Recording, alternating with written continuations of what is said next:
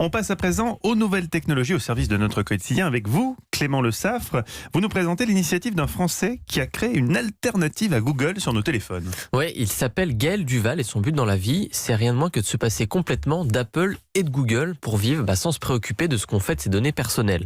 Alors sur smartphone, autant le dire, c'est quasiment mission impossible. Oui. Il n'existe que deux systèmes d'exploitation, en fait, les logiciels qui font fonctionner nos téléphones.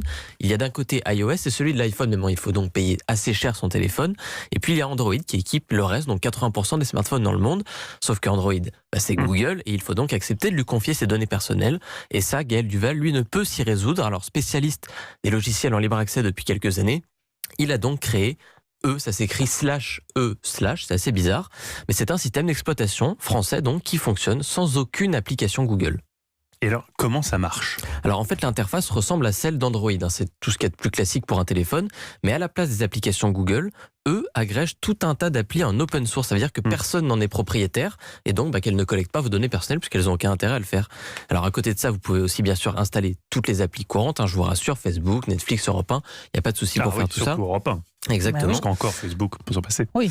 Alors il faut être honnête, n'a pas la fluidité d'Android ou d'iOS. Par contre, c'est normal, il n'y a pas la même puissance, pas les mêmes serveurs derrière, c'est normal tout ça. Il faut quelques jours pour s'y habituer, mais de ce que j'ai pu en voir moi, ce système d'exploitation tourne quand même assez bien, c'est assez impressionnant. Et alors comment on fait pour utiliser ce logiciel Alors jusqu'ici, il fallait être un peu geek, faut le dire, il fallait l'installer soi-même sur son téléphone, c'est un processus très compliqué. Donc Gaël Duval a changé de stratégie. Depuis quelques jours, il est possible de commander un smartphone sur lequel est déjà installé.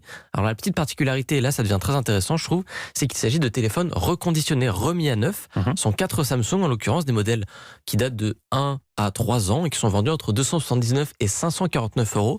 Et en quelques jours, il y a déjà eu des centaines de précommandes. Donc c'est un bon compromis. Vous avez un téléphone récent, pas trop cher et qui surtout, respecte votre vie privée. Voilà, on n'a plus aucun problème de vie privée, Ouais. toutes nos données. Mais vous installez pas Facebook quand même. Mais si, on peut. Si. Ça, c'est à bon vouloir de Ça, chacun. c'est vous qui décidez Mais oui, ensuite. voilà, vous n'installez pas Facebook. Merci beaucoup, Clément Le Saffre.